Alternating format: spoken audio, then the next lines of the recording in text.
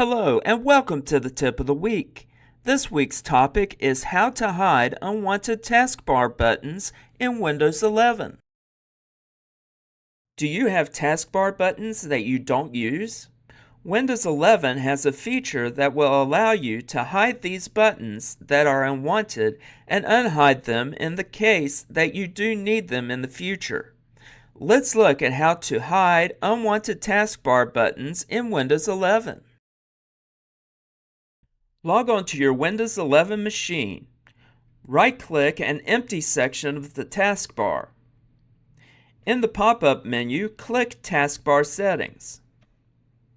In the taskbar window, toggle the button to the right of Task View off.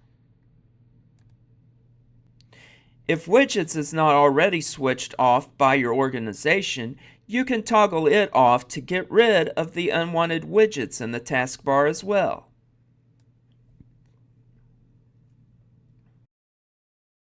Do you have questions about using Windows 11?